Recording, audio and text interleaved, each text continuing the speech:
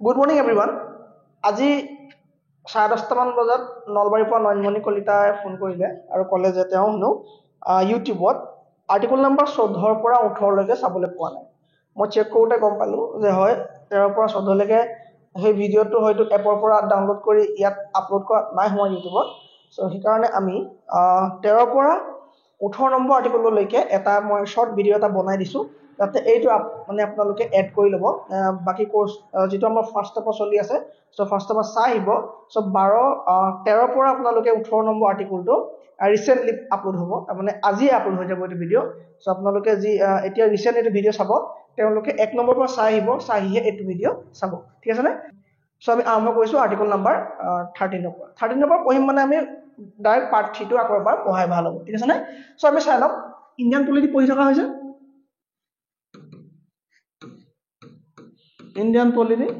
part 3 আছে এটো হয়নে part 3 আছে কেনে গম পালো part 3 আছে বুলি কাৰণ part 1 ৰ 1 ৰ পৰা 4 নম্বৰ আৰ্টিকল আছিলে part 2 ত 5 ৰ পৰা 11 নম্বৰ আৰ্টিকল আছিলে আমি এখিনি কমপ্লিট কৰি দিছো আৰু আজি আমি পঢ়ি দিও part 3 টো কি বুলি কোৱা হয় part 3 টো কোৱা হয় fundamental right part 3 fundamental right কি বুলি কোৱা হ'ব fundamental rights Fundamental rights of অসমীয়াত কোৱা হ'ব মৌলিক অধিকাৰ ব্যক্তিৰ মৌলিক অধিকাৰ ব্যক্তিৰ মৌলিক অধিকাৰ ওকে ব্যক্তিৰ মৌলিক অধিকাৰ বুলি কিয় কোৱা হ'ল তাৰ কাৰণটো হ'ল যে এই মৌলিক অধিকাৰ কোনো কোম্পানী বা কোনো সংস্থাৰ নামত ইস্যু নহয় ফান্ডামেন্টাল সদায় ব্যক্তিৰ নামত ইস্যু হ'ব কি বই সদায় ব্যক্তিৰ নামত ইস্যু হ'ব ফান্ডামেন্টাল ৰাইট তাৰ মানে কি মৌলিক অধিকাৰ তাৰ মানে কি মৌলিক অধিকাৰ মানে হ'ল এনে কিছুমান ৰাইট এনে কিছুমান জনসাধাৰণৰ অধিকাৰ এনে কিছুমান ভাৰতীয় নাগৰিকৰ অধিকাৰ যি সমূহ অধিকাৰ কোনো চৰকাৰে কাঢ়ি নিব নোৱাৰিব চৰকাৰে আজৰি নিব নোৱাৰিব আৰু যিবিলাক অধিকাৰ চৰকাৰে লৈ যাব পাৰে টানি সেইবিলাক কি বুলি কয় লিগ্যাল ৰাইট আমি আগতে কৈছিলো হয় সম্পত্তি অধিকাৰ লিগ্যাল ৰাইট কিন্তু ফান্ডামেন্টাল ৰাইট কি হয় লিগ্যাল ৰাইট নহয় কিয় লিগ্যাল ৰাইট নহয় ইয়াক চৰকাৰে নিব নোৱাৰিব তাৰ মানে কি আমাৰ মৌলিক অধিকাৰ আনলিমিটেড নেকি তাৰ মানে আমি যি মন যায় তাকে কৰিব পাৰো নেকি নহয় তাৰটো আমাৰ কিছুমান নিষেধাজ্ঞা আছে সেইখিনি আমি পঢ়িম কিন্তু আমাৰ কি হয় মৌলিক অধিকাৰ লিগ্যাল ৰাইট নহয় মৌলিক অধিকাৰ এনে কিছুমান অধিকাৰ যি সমূহ অধিকাৰ আমি জন্ম হৈ লাভ কৰোঁ তাৰ মানে জন্ম হৈ আমি মৌলিক অধিকাৰ লাভ কৰোঁ আমাৰ মৌলিক অধিকাৰৰ কাৰণে কোনো ধৰণৰ কোৱালিফিকেশন নালাগে ভাৰতীয় নাগৰিক হিচাপে আমি জন্ম হোৱাৰ পাছতে আমি মৌলিক অধিকাৰ লাভ কৰোঁ যেনে আমি যিকোনো ব্যৱসায় বাণিজ্য কৰাৰ অধিকাৰ আমি আমাৰ ধৰ্মীয় নীতি নিয়ম আমি পালন কৰাৰ অধিকাৰ আমি চুৰি এখন পিন্ধি নামঘৰলৈ যোৱাৰ অধিকাৰ আমি চুৰি এখন পিন্ধি ৰেলত যোৱাৰ অধিকাৰ আমি যিকোনো আমাৰ ধৰ্মৰ নামত আমি যিকোনো কৰিব পাৰো তাৰ মানে হেতু নহয় যে আমি উদ্ভণ্ডালি কৰা কথাটো কোৱা নাই আমি ধৰ্মীয় পোছাক ধৰ্মীয় ৰীতি নীতি যি সমূহ আছে আমাৰ সেইখিনি আমি পালন কৰিব পাৰো তাৰ মানে আমাৰ ব্যক্তিগত ধৰ্মীয় স্বতন্ত্ৰতা আছে আমি ফুটটো লৈ যাব পাৰো হয়নে আমি যেতিয়া আমি পূজা হয় পূজাত ফুটটো লৈ যাব পাৰো তেনেকে যিসকলে কৃপান ৰাখে তেওঁলোকে কৃপান ৰাখিব পাৰে হয়নে সকলো ধৰ্মৰে নিজৰ ধৰ্মীয় ৰীতি নীতি পালন কৰা অধিকাৰ এইবিলাক আমাৰ কি হয় আমাৰ ফান্ডামেন্টাল অধিকাৰ আমি কথা কোৱাৰ অধিকাৰ আমি প্ৰতিবাদ কৰাৰ অধিকাৰ আমি শান্তিপূৰ্ণভাৱে প্ৰতিবাদ কৰো আমি হয়নে আমাৰ কথা কোৱাৰ অধিকাৰ থাকে আৰু ফান্ডামেন্টাল ৰাইটত কি থাকে আৰু এটা লগতে এই সাংবাদিকতা অধিকাৰ মানে মিডিয়া অধিকাৰ থাকে সো কিছুমান আমি ফুৰা চুকাৰ কৰা অধিকাৰ এই ধৰণৰ কিছুমান অধিকাৰ মৌলিক অধিকাৰ বুলি কোৱা হয় এই মৌলিক অধিকাৰ তোমাৰ পৰা কোনেও কাঢ়ি নিব নোৱাৰে আনকি চৰকাৰেও কাঢ়ি নিব নোৱাৰে কিন্তু ইয়াত কি আনলিমিটেড আছে নেকি আনলিমিটেড নহয় ধৰি লোৱা দেশত বিপদ এটা আহিছে আমাৰ সীমাৰ বিবাদ হৈ আছে অসম মেঘালয়ৰ মাজত সীমা বিবাদ হৈ আছে যেনিবা আৰু সেই সময়ত তুমি ধৰা অৰুণোদয় ফৰ্ম বিচাৰি পেলাই গৈ মানে কি প্ৰতিবাদ কৰি আছা তুমি বৰলা পেনশন বিচাৰি প্ৰতিবাদ কৰি আছা মানে সেই তেনেকুৱা এটা প্ৰতিবাদৰ মুহূৰ্ত তোমাৰ এই আমাৰ ৰাজ্যখনৰ সুৰক্ষাৰ কথা আগত তোমাৰ ফান্ডামেন্টাল ৰাইটক সিকিউৰিটি দিয়াটো কথা পাছত আহি যাব সো সেইসমূহ কথা আমি গম পামেই যে আমি কোনটো সময়ত কোনটো কথা ক'ব লাগিব তাৰ মানে দেশৰ বা ৰাজ্যৰ সংকটৰ সময়ত তোমাৰ বা মৌলিক অধিকাৰ খৰ্ব হ'ব পাৰে কিন্তু অন্য হাতে তুমি কথা কোৱাৰ অধিকাৰ তুমি কাৰোবাৰ বিৰুদ্ধে প্ৰতিবাদ কৰাৰ অধিকাৰ এইসমূহ অধিকাৰ তুমি পালন কৰি থাকিব পাৰিবা মানে তুমি উপভোগ কৰিব পাৰিবা আৰু যদিহে তোমাৰ মৌলিক অধিকাৰ ভায়োলেট হয় মৌলিক অধিকাৰ যদি ভায়োলেশন হয় তুমি ক'ত যাব পাৰিবা তেতিয়া আমাৰ সংবিধানে কৈছে যে মৌলিক অধিকাৰ যদি ভায়োলেট হয় আমি সুপ্ৰিম কোৰ্ট যাব পাৰিম নহলে হাই কোৰ্টলৈ যাব পাৰিম কেলে হাই কোৰ্টৰ কলে কাৰণ আমাৰ ওচৰতে থকা হাই কোৰ্টখনলৈ আমি আগত যাম কাৰণ আমাৰ সুপ্ৰিম কোৰ্টলৈ দূৰ হ'ব পাৰে হয়নে আৰু একেবাৰে ডাঙৰ যদি ইস্যু হয় তেতিয়া আমি সুপ্ৰিম কোৰ্ট যদি বেলেগ কথা সৰু সুৰা ক্ষেত্ৰত আমাৰ হাই কোৰ্টে যথেষ্ট এই ফান্ডামেন্টাল ৰাইটৰ ক্ষেত্ৰত আমি এখন সাউথ ইণ্ডিয়ান মুভি চাব পাৰো জেবি মুভিখন আমি চাব পাৰো তাত আমাৰ ফান্ডামেন্টাল ৰাইটৰ ৰিটছ গীতা কেনেকৈ ব্যৱহাৰ হয় তাৰ বিষয়ে আমি এই হেভিয়াস কৰ্পাছ বিশেষকৈ হেভিয়াস কৰ্পাছ ৰিটটো বিষয়ে তাত জানিম ঠিক আছে নে সো কে নম্বৰ আৰ্টিকলৰ পৰা আছে 12 নম্বৰ আৰ্টিকলৰ পৰা 35 নম্বৰ আৰ্টিকললৈ ভাৰতৰ মূল অধিকাৰৰ বিষয়ে উল্লেখ আছে আৰু এই অধিকাৰ যিকোনো এটা সংবিধানখনৰ যিকোনো এটা পাৰ্টত ৰাখিব লাগিব মানে যিকোনো এটা পাৰ্ট ৰাখিব লাগিব সো সংবিধান প্ৰণেতাসকলে এই মূল অধিকাৰক মৌলিক অধিকাৰক ক'ত ৰাখিলে পাৰ্ট নম্বৰ 3 ৰাখিলে পাৰ্ট নম্বৰ 3 ৰাখি পেলাই 12 পৰা 35 নম্বৰ আৰ্টিকললৈকে জেগা দিলে হ'ব এই মৌলিক অধিকাৰ ফ্ৰেঞ্চৰ এটা ধুনীয়া শব্দ আছে যাক মেগনা কাৰ্টা বুলি কয় মেগনা কাৰ্টা মানে গ্ৰেট চাৰ্টাৰ একচুয়ালি ইংলেণ্ডত প্ৰয়োগ হৈছিল প্ৰথমবাৰ কিন্তু ফ্ৰান্সিছ ৱৰ্ড আছিল মেগনা কাৰ্টা সো পৰীক্ষাত আহিব পাৰে মেগনা কাৰ্টা কি হয় মেগনা কাৰ্টা মানে মৌলিক অধিকাৰ বুলি ক'লেও ভুল কোৱা নহব এই পাৰ্ট 3 সংবিধানৰ পাৰ্ট 3 টোকে মেগনা কাৰ্টা বুলি কোৱা হয় সো কি কোৱা হয় মৌলিক অধিকাৰ বা পাৰ্ট নম্বৰ 3 টোকে মেগনা কাৰ্টা বুলি কোৱা হয় মেগনা কাৰ্টা বুলিলে আমি কি বুজিম যে ই এটা মৌলিক অধিকাৰৰ কথা কৈছে আমাৰ ফান্ডামেন্টাল ৰাইটৰ কথা কৈছে সো ফান্ডামেন্টাল ৰাইট কি হ'ব ব্যক্তি বিশেষ অধিকাৰ হ'ব ই ভায়োলেশন হলে আমি হাই কোৰ্ট বা সুপ্ৰিম কোৰ্টলৈ যাব পাৰিম ইয়াক আমাৰ পৰা চৰকাৰে জোৰদস্তি কাহিব নোৱাৰিব কিন্তু কাহিব পাৰিব বা আমাৰ ভায়োলেশন হ'ব পাৰে যেতিয়া আমি দেশৰ সমস্যাৰ আগত আমাৰ সমস্যাটো লৈ আমি যাম তেতিয়া সেই সমস্যাৰ কোনো ভ্যালু নাথাকিব কাৰণ দেশ সদায় আগত হ'ব বা ৰাজ্য সদায় আগত হ'ব ঠিক আছে না মৌলিক অধিকাৰ আৰু আমি ই মৌলিক অধিকাৰ নেচাৰেল ৰাইট বুলি কয় বা প্ৰাকৃতিক অধিকাৰ বুলি ক'ব পাৰিম ই কি হ'ব ই নেচাৰেল হ'ব ই কি হ'ব নেচাৰেল ৰাইট হ'ব কাৰণ ইয়াক আমি জন্ম হৈ লাভ কৰিম হ'বনে ইয়াক আমি জন্ম হৈ লাভ কৰিম ই কি হ'ব fundamental right so fundamental right কে নম্বৰৰ পৰা আৰম্ভ হৈছে কৈছো 12 নম্বৰ আৰ্টিকলৰ পৰা আৰম্ভ হৈছে 12 13 এনেকৈ গৈ পেলাই কে নম্বৰলৈকে আছেগে 35 নম্বৰ আৰ্টিকললৈকে আছে এই আমাৰ আগৰ ভিডিঅ' বিলাকৰ 18 নম্বৰৰ পৰা আৰ্টিকল বিলাক আছে সো আমি এতিয়া এই ভিডিঅ'টো নাই বুলি কোৱা কাৰণে মই এবাৰ ৰেকৰ্ড কৰি দিছো ঠিক আছে না ওকে সো 12 নম্বৰ কৈছে যে definition of state definition of state আমি হিটো পেজত কৰিব লৈছো হা এই পাৰ্টটো আমি হিটো পেজত কৰিছো 12 number article definition of state বা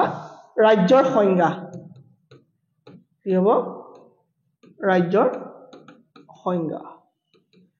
সংজ্ঞা ডেফিনেশ্যন অফ ষ্টেট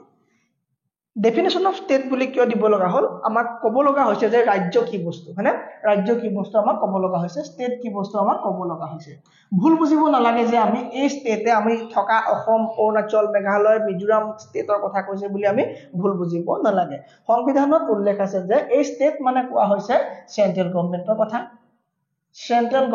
কথা এই সংবিধানত কোৱা হৈছে ষ্টেট গভৰ্ণমেন্টৰ কথা ইয়াক কোৱা হৈছে লোকেল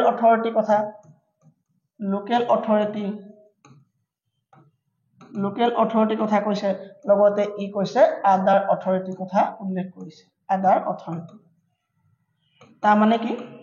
আমি কিছুমান শব্দ ইংলিছতে ইউজ কৰিম বহুত টানটা মই কৈ দিম অসমীয়া ঠিক আছে ডেফিনেশ্যন অফ ষ্টেট এটো একেবাৰে ইজি সেইকাৰণে লিখি দিয়া নাই ঠিক আছে সো ৰাজ্যৰ সংজ্ঞা আমাক কিয় দিছে গম পাওনে আমাক কৈছে যে সংবিধানৰ 12 নম্বৰ আৰ্টিকলে আমাক কৈছে যে তোমালোকে মানে ষ্টেট বিলাক কৈছে আৰু এই ষ্টেট মানে ৰাজ্য কথা নাই কোৱা প্ৰথমে চেন্ট্ৰেল গভৰ্ণমেন্টৰ কথা কৈছে ষ্টেট বুলি পিছত ষ্টেট গভৰ্ণমেন্টৰ কথা কৈছে লোকেল অথৰিটি কি আমি কম সো প্ৰতিটো চেন্ট্ৰেল পাৱাৰ প্ৰতিটো ষ্টেট পাৱাৰক কৈছে তাৰ মানে কি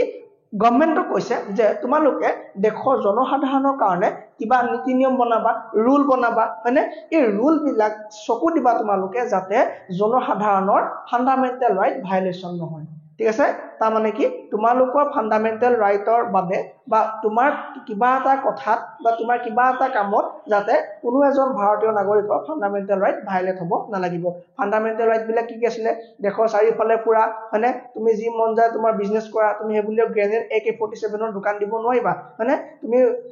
সবফালে ফুৰিবলৈ যাব পাৰা বুলিয়া তুমি কাম মানে কি বেডৰুমত সোমাবগৈ নোৱাৰা সো হেখিনি লিমিটেশন খিনি পঢ়িম তাৰ পাছত তাৰ আগৰ কথাখিনি হ'ল যে তুমি উপাধি ৰাখিব নোৱাৰিবা বা তোমাৰ যিখিনি তোমাৰ ফান্ডামেন্টাল ৰাইট আছে সেইখিনি যাতে কোনো মানুহৰ ভংগ নহয় কোনো মানুহে তোমাৰ কাৰণে লাভ কৰিব লগা নহওক সেই কাম তুমি নকৰিবা সো স্ট্ৰিক্টলি অৰ্ডাৰ দিছে সেন্ট্ৰেল গভৰ্নমেন্টক ষ্টেট গভৰ্নমেন্টক যে তোমালোকে কোনো ধৰণৰ এনেকুৱা আইন প্ৰণয়ন নকৰিবা যাতে যিটো আইনৰ দ্বাৰা এজন ভাৰতীয় নাগৰিকৰ কি হয় ফান্ডামেন্টাল ৰাইট ব্ৰেক হয় ইয়াত ৰাজ্য বুলি সেই সমূহ কৈছে যিবিলাকৰ নিজে ৰুল প্ৰণয়ন কৰি নিজে মানে নিজৰ ওপৰত কোনো নাইকিয়া হ'ব লাগিব তাৰ মানে সবৰেন হ'ব লাগিব সাৰ্বভৌমত্ব থাকিব লাগিব তাৰ মানে তোমাৰ অধিকাৰ তাৰ মানে তোমাৰ নিয়ম তুমি নিজে এপ্লাই কৰিব পাৰিব লাগিব যেনে সংসদে সেন্ট্ৰেল গভৰ্নমেন্টে পাৰে হয়নে সো ফান্ডামেন্টাল ৰাইট মই যে অলপ আগত কলো কি কলো যে ফান্ডামেন্টাল ৰাইট ভায়োলেশন কৰিবলৈ হলে ফান্ডামেন্টাল ভায়োলেশন কি হ'ব মানে চৰকাৰ কেতিয়া আমাৰ পৰা ফান্ডামেন্টাল কাহিনী নিব নোৱাৰিব কিন্তু কিছু সময়ৰ কাৰণে মই যে কলো যে দেখৰ বিপদৰ সময়ত যদি তোমাৰ ফান্ডামেন্টাল ৰাইট ৰখাবলগীয়া হয় হেয়া ৰখাব কোনে হেয়া ৰখা পাৰিব অকল প্ৰেসিডেন্টে ৰখা পাৰিব তাৰ মানে অলপ সময়ৰ কাৰণে ষ্টপ কৰিবলৈ হলে ফান্ডামেন্টাল ৰাইটটো কোনে পাৰিব প্ৰেসিডেন্টে মানে ভাৰতৰ ৰাষ্ট্ৰপতিয়ে পাৰিব তাৰপৰা এটা কথা হ'ল মই আগতে উল্লেখ কৰিছিলো যে এবাৰ ফান্ডামেন্টাল ৰাইট কোনো কেতিয়াও কি হ'ব খৰ্ব কৰিব নোৱাৰিব কিন্তু প্ৰেসিডেন্টে মই এটা কৈলো যে কিবা কাৰণত যদি দেশতকৈ আগত তোমাৰ ফান্ডামেন্টাল ৰাইট আহি যায় তেতিয়া কিন্তু প্ৰেসিডেন্টে হেক ষ্টপ কৰিব পাৰিব মানে অলপ সময়ৰ কাৰণে নিলম্বিত কৰিব পাৰিব হলে আকৌ যদি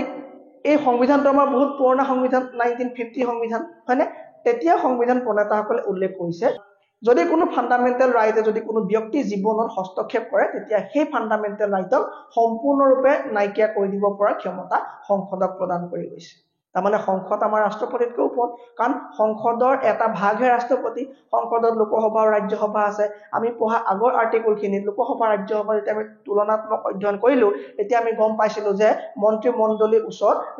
মানে মন্ত্ৰীমণ্ডলী যিমান পাৱাৰ সিমান ৰাষ্ট্ৰপতি এজনৰ পাৱাৰ নাই বুলিবই ক'ব পাৰি হয়নে সো যদি ফান্ডামেন্টাল ৰাইট এটাই কোনোবা ব্যক্তিৰ জীৱনত বিশেষভাৱে হস্তক্ষেপ কৰে বা বিশেষ লোকচান দিয়ে বা ব্যক্তিক দুখ প্ৰদান কৰে সেই ফান্ডামেন্টাল ৰাইটটো সম্পূৰ্ণৰূপে নাইকিয়া কৰা অধিকাৰ কাৰ থাকিব সেই অধিকাৰ থাকিব আমাৰ সংসদৰ থাকিব কিন্তু অলপ সময়ৰ কাৰণে নাইকিয়া কৰা অধিকাৰ কাৰ থাকিব প্ৰেসিডেন্টৰ থাকিব ঠিক আছে না কৈছে যে যেটো ডিপাৰ্টমেন্টৰ নিজে স্বকীয়ভাৱে নিজে আইন প্ৰণয়ন কৰিব পাৰিব দেশৰ জনসাধাৰণৰ ওপৰত সেইবিলাকক ৰাজ্য হিচাপে ঘোষণা কৰিছে যেনে সেন্ট্ৰেল গভৰ্নমেন্টে নিজে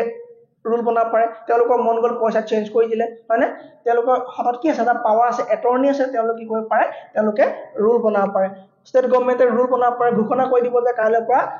10,000 মানুহক ইমান টকাকে একাউণ্টত দিয়া হ'ব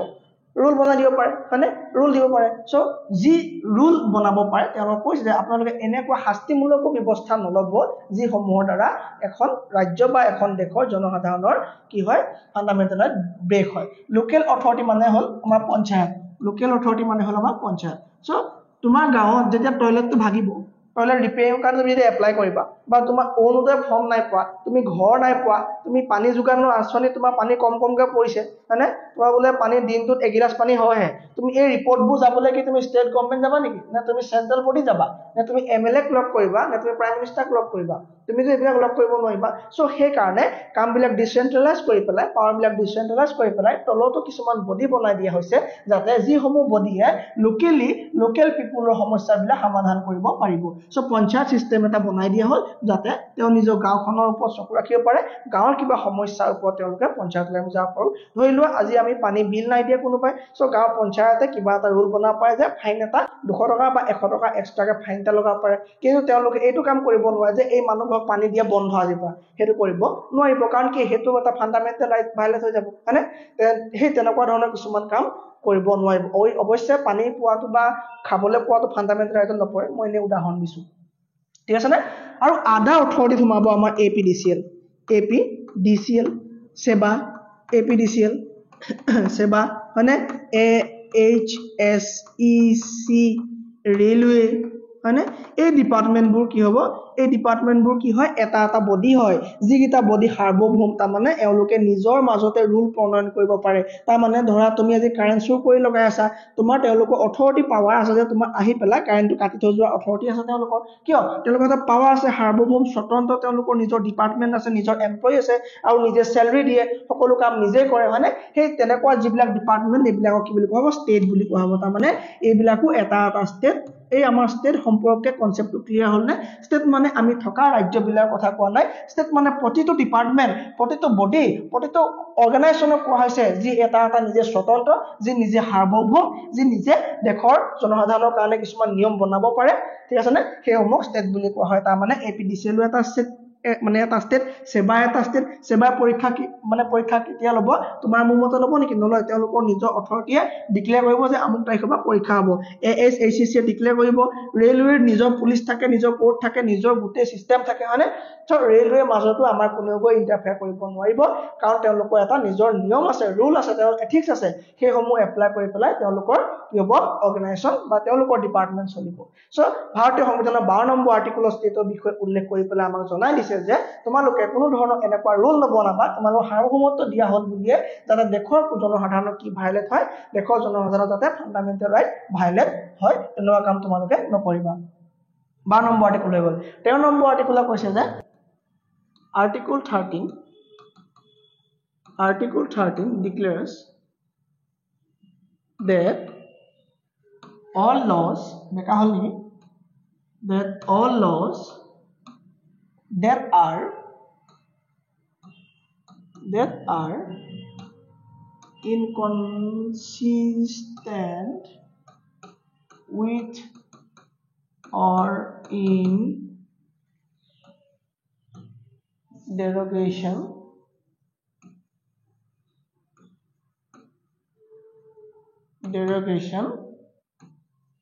of the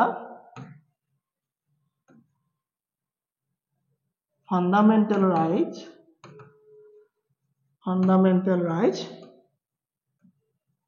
shall be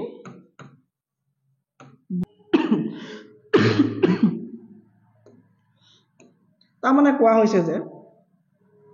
Article 13 declares that Article 13 এ কৈছে যে কি বুলি কৈছে যে all laws যিকোনো নীতি নিয়ম বা যিকোনো law that are inconsistent with or in derogation of the fundamental rights shall be void তাৰ মানে ফান্ডামেন্টাল ৰাইট ভাইলেট হোৱাকে কোনেও একো ল প্ৰণয়ন কৰিব নোৱাৰিব সাপোজ যদি তেনে কৰা হয় তোমাৰ ফান্ডামেন্টাল ৰাইট ভাইলেট হ'ব সাপোজ ধৰি লোৱা তুমি আৰু তোমাৰ ফ্ৰেন্ড কেজন মানে প্ৰতিবাদ কৰিছা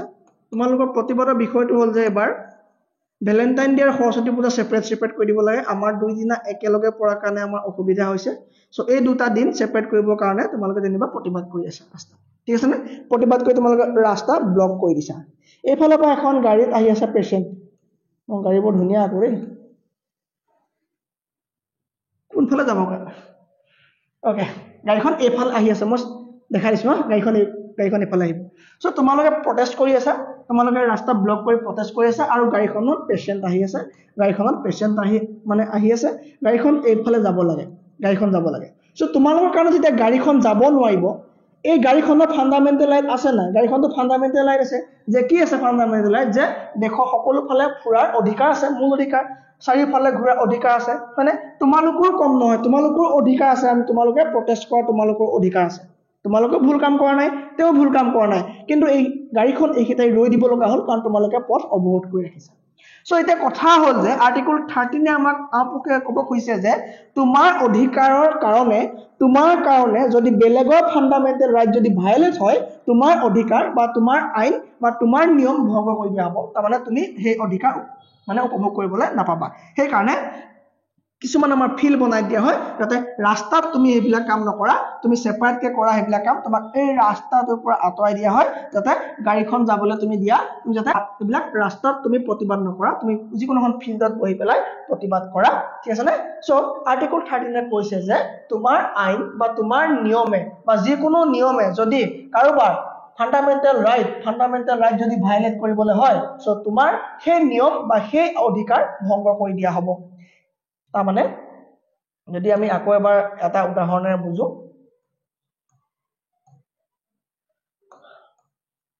যদি আমি আৰু এটা উদাহৰণেৰে বুজো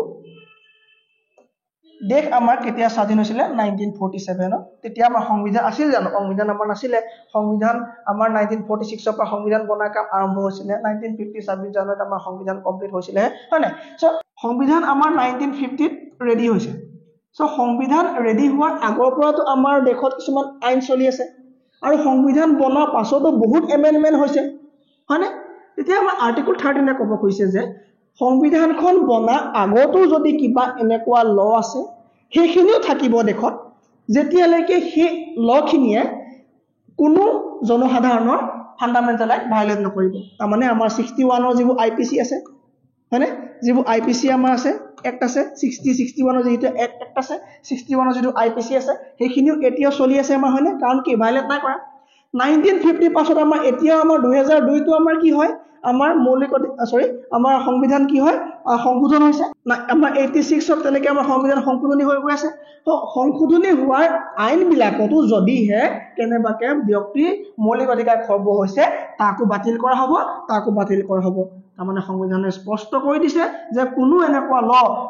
না অতীতত আছিলে এতিয়া চলি থাকিব না ভৱিষ্যতে বনিব যে দেশৰ জনসাধাৰণৰ মৌলিক অধিকাৰ খৰ্ব কৰিব তেনেকুৱা ল দেশত গ্ৰহণযোগ্য নহব এখন বি.আৰ. আম্বেদকাৰ সংবিধান যিজন মানুহ বাৰান্দাত বহি ক্লাছ কৰিব দিয়া হৈছিল যিজন মানুহ অফিচত পানী খাবলৈ গলে পানী বটলটো অতৰাই দিয়ে যিজন মানুহ পিয়নটোৱে ফাইলটো দলিয়াই পেলাই দিয়ে সেইজন মানুহৰ এখন সংবিধান ঠিক আছে ড্ৰাফটিং কমিটিৰ চেয়াৰম্যান হয়নে ঠিক আছে নে 13 নম্বৰ আৰ্টিকলত আমাৰ একো দিগদাৰ নাই ওকে সো ভিডিওটো বেছি দীঘলীয়া হৈ যাব 14 নম্বৰ আৰ্টিকল কি কৈছে 14 নম্বৰ আৰ্টিকলত কোৱা হৈছে যে ইকুৱেলিটি বিফৰ ল সেই দুটা অকমান দীঘলীয়া আছিল সেইকাৰণে অলপ দীঘল কলো এইটা শৰ্টকে কলো হ'ব হা ইকুৱেলিটি বিফৰ ল আইনৰ চকুত সকলো সমান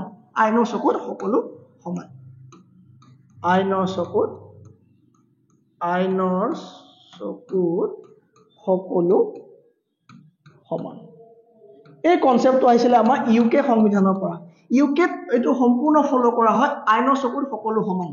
এই আৰ্টিকলটোত উল্লেখ কৰিছে যে ইকুৱেলিটি বিফৰ ল আৰু ইকুৱেল প্ৰটেকচন অফ ল দুটা বেলেগ কনসেপ্ট দেই ইকুৱেলিটি বিফৰ ল আৰু ইকুৱেল প্ৰটেকচন অফ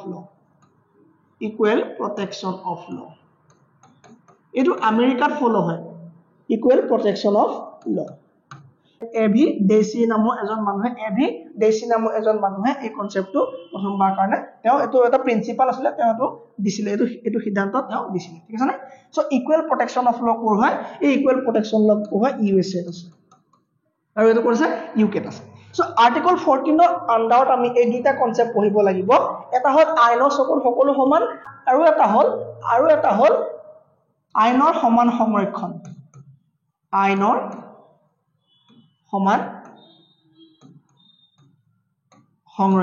তাৰ মানে কি এই ইকুৱেল প্ৰটেকচন অফ ল মানে হ'ল মানে ক্ৰাইমৰ ক্ষেত্ৰত প্ৰেসিডেন্ট এজনো হাৰি না যাব বা সাধাৰণ মানুহ এজনো এজন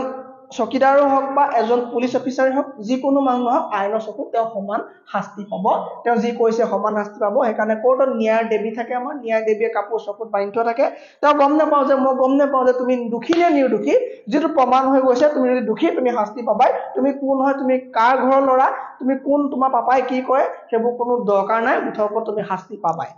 ঠিক আছে কোৰ্টত যেটো প্ৰমাণ হ'ব হেতুৱে হসা যেটো প্ৰমাণ হ'ব নোৱাৰিব হেতুৱে মিছা কথা ঠিক আছে না এটা ইলে আইনৰ চকুত সকলো সমান আমি কনসেপ্টটো গম পালো যে সকলোৱে সমান শাস্তি পাব কিন্তু প্ৰেসিডেন্ট আৰু গভৰ্ণৰে সমান শাস্তি নাপাব কিন্তু কি প্ৰেসিডেন্ট আৰু গভৰ্ণৰে সমান শাস্তি নাপাব এই দুজনক আঁতৰাই ৰখা হৈছে প্ৰেসিডেন্ট আৰু গভৰ্ণৰক এই শাস্তিৰ পৰা বাহিৰত ৰাখিছে কিয় বাহিৰত ৰাখিছে আমি জানো যে গভৰ্ণৰ প্ৰেসিডেন্টৰ ওচৰত ক্ষমাদানৰ শক্তি আছে হয়নে আমি ইন্ডিয়ান পলিটিক ফাউণ্ডেশ্যনৰ পঢ়ি আছো যে গভৰ্ণৰ প্ৰেসিডেন্টৰ হাতত কি আছে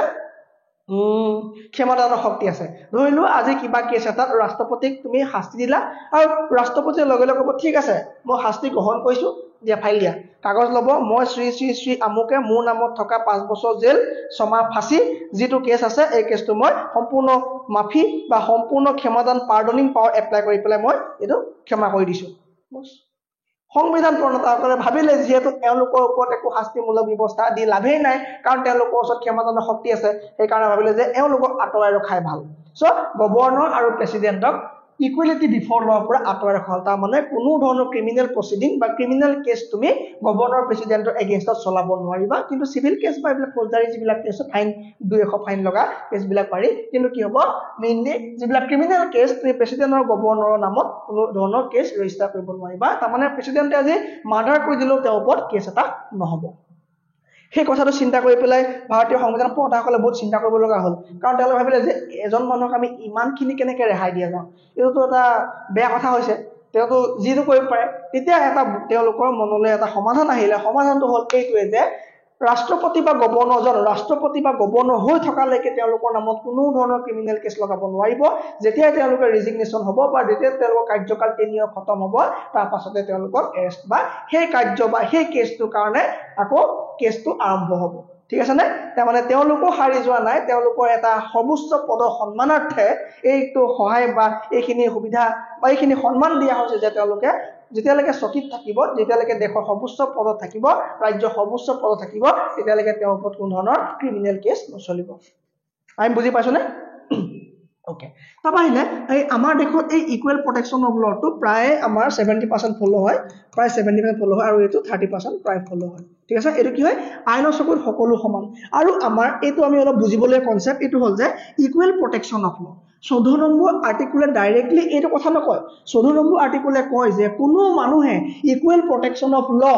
আৰু ইকুৱেলিটি বিফৰ ল এই দুটা কনসেপ্টক ডিনাই কৰিব নোৱাৰিব তাৰ মানে অৱমাননা কৰিব নোৱাৰিব দেখো তাৰ মানে কি হ'ব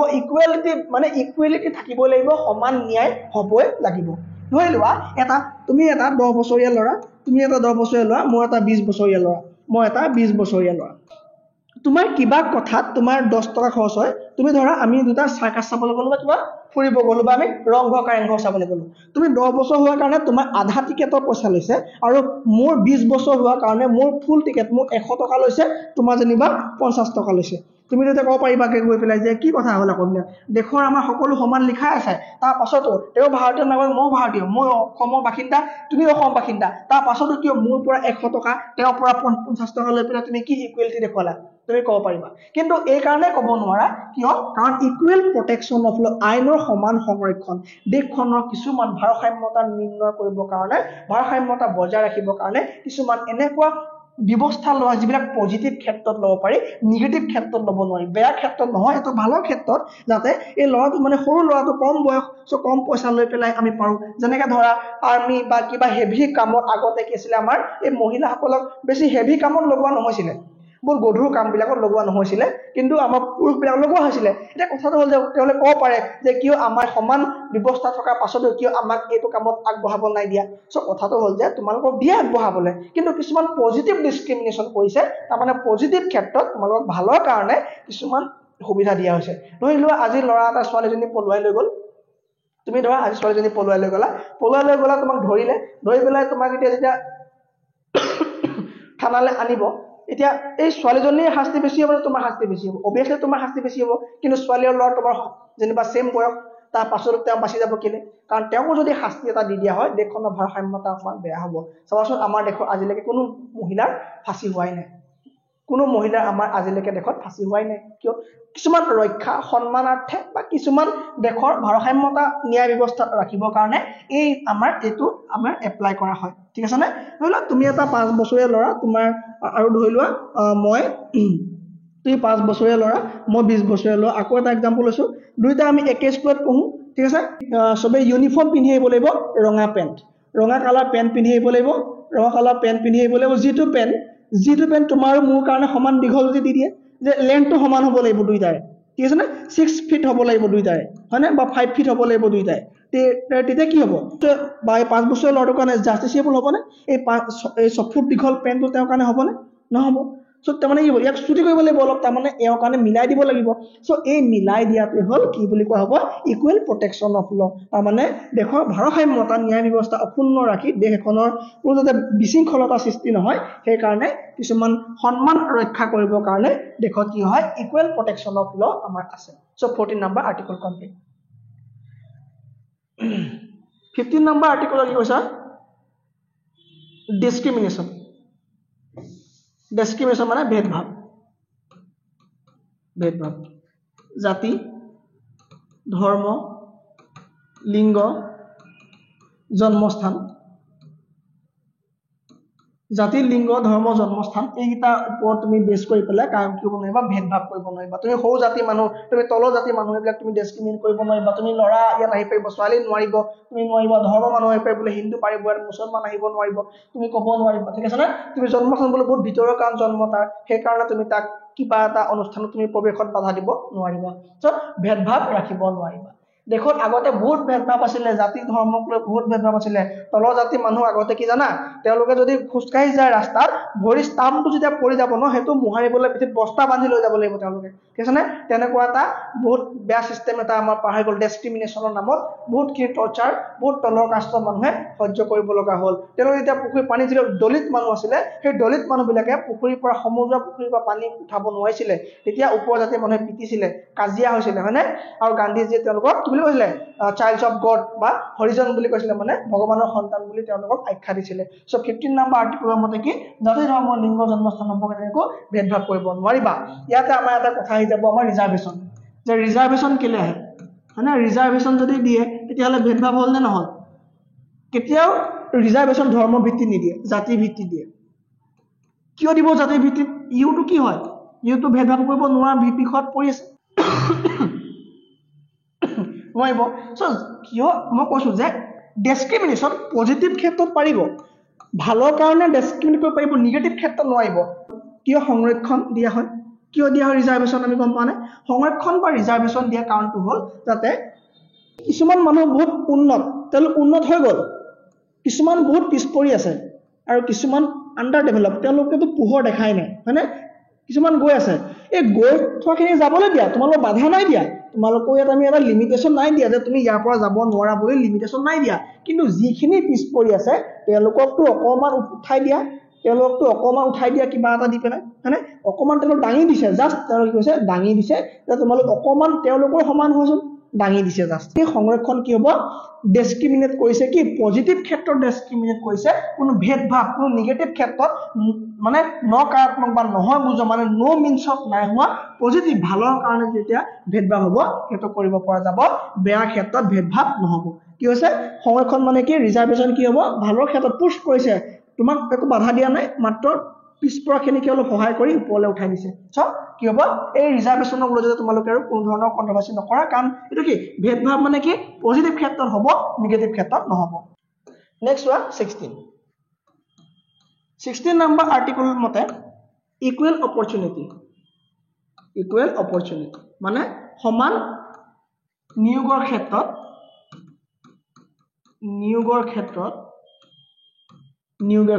সমান সুবিধা নিয়োগৰ ক্ষেত্ৰত সমান সুবিধা ধৰি লোৱা এপিএসসি 2004 ফৰ্ম ফিল আপ হৈছে ন এপিএসসি 2024 ফৰ্ম ফিল আপ হৈছে এই এপিএসসি কোৰ্সটোৰ কাৰণে আমি এটা ক্লাস এক্সট্ৰাকে লঞ্চ কৰিছো সেইখিনি আমাৰ সুবিধা বুলি মই ভাবো তাৰ দুই এটা ডেমো ভিডিও চাই ল'ব আপোনালোকে আমাৰ এপটো ডাউনলোড কৰি পেলাই তাতে উপলব্ধ আছে তাৰ পৰা আপোনালোকে যদি কোৰ্সটো ল'ব খোজে মোক যোগাযোগ কৰিব ঠিক আছে না এই এপিএসসি 2004 ফৰ্ম ফিল আপ হৈ আছে এই কোৰ্সটোত তুমিও এপ্লাই কৰিব পাৰিবা মইও পাৰিম ঠিক আছে না তুমিও এপ্লাই কৰিব পাৰিবা মইও এপ্লাই কৰিব পাৰিম এই নিয়োগৰ ক্ষেত্ৰত তোমাক আৰু মোক কোনো বাধা দিব নোৱাৰিব যদি হে তুমি গ্ৰেজুৱেচন কমপ্লিট কৰিছা যেটো মিনিমাম কোৱালিফিকেশন বিচাৰিছে হে তুমি কৰিছা তেতিয়া তুমি এপ্লাই কৰিব পাৰিবা তুমি যদি জেনেতনে মেট্ৰিক ফেল কৰি পেলাই যদি তুমি এই কোৰ্সটো এপ্লাই কৰিব যোৱা আৰু যদি তোমাক বাধা দি পেলাই পঠিয়াই দিয়ে ঘুৰাই তুমি ক'ব নোৱাৰিবা যে এও পাৰিছে ছাৰে পাৰিছে মই কেলে নোৱাৰিম নিয়োগৰ ক্ষেত্ৰত সমান সুবিধা আছিলে নিয়োগৰ ক্ষেত্ৰত সমান সুবিধা আছে যদিহে তোমাৰ কোৱালিফিকেশ্যন তাৰ লগত মিলিছে সো 8 পাছ কৰি তুমি যেন তেনে মেট্ৰিক ফেল কৰি পেলাই কি নোৱাৰিবা তুমি এই কোৰ্সত এপ্লাই কৰিব নোৱাৰিবা তাৰ মানে তোমাৰ কোৱালিফিকেশ্যনটো চাই পেলাই তুমি কৰিব লাগিব যেটো পোষ্টতে নহক তুমি এপ্লাই কৰিব পাৰিবা তোমাক কোনেও বাধা দিব নোৱাৰিব চৰকাৰী ক্ষেত্ৰত ঠিক আছে না তোমাক কোনেও বাধা দিব নোৱাৰিব যদি তোমাৰ কি হ'ব তোমাৰ যদি কোৱালিফিকেশ্যন মিলিছে তুমি এপ্লাই কৰিব পাৰিবা নিয়োগৰ ক্ষেত্ৰত তুমি সমান সুবিধা পাবা ঠিক আছে না 17 untouchability abolition of untouchability abolition of untouchability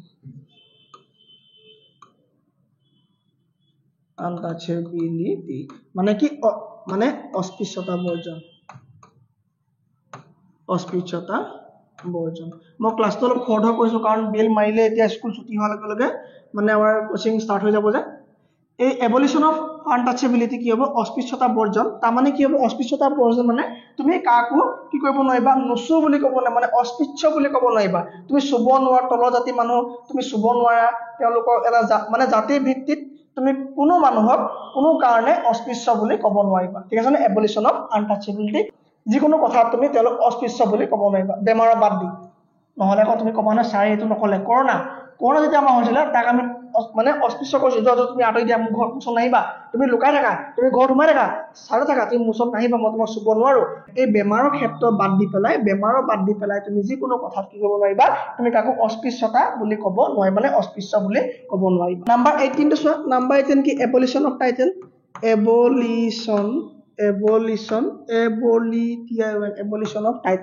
abolition of title titles মানে কি তুমি উপাধি ৰাখিব নোৱাৰিবা উপাধিৰ বৰ্জন হ'ব লাগিব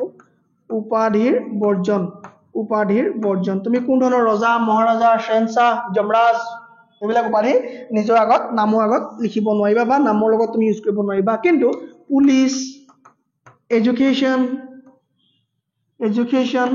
আৰ্মিৰ ক্ষেত্ৰত যিবোৰ উপাধি পায় যিবোৰ সন্মান পায় সেইবিলাক ল'ব পাৰিবা কিন্তু বিদেশৰ পৰা সন্মান তুমি বা এই বিদেশৰ পৰা উপাধিও তুমি ল'ব নোৱাৰিবা আমাৰ ৰাষ্ট্ৰপতিৰ বিনা অনুমতি ঠিক আছে না সো আমাৰ 18 নম্বৰ আৰ্টিকললে কমপ্লিট কৰি দিছো 19 ৰ পৰা বেলেগ আমাৰ ভিডিও দিয়া আছে এ টু জেড আমি কভাৰ কৰিম আমি এতিয়া এডিআৰই পৰীক্ষাক লক্ষ্য ৰাখি পেলাই আৰ্টিকলখিনি অকমান সময় ক'বলৈ বিচাৰিছো ইয়াৰ পাছত ডিটেইল ক্লাছ আমাৰ যিটো এপ আছে তাত আমাৰ উপলব্ধ হ'ব সো আমাৰ ভিডিওসমূহ চাই থাকক জয় অসম সাবস্ক্ৰাইব কৰিবলৈ মই এদিনো নকওঁ আজি কৈ দিছো সাবস্ক্ৰাইব কৰি দিব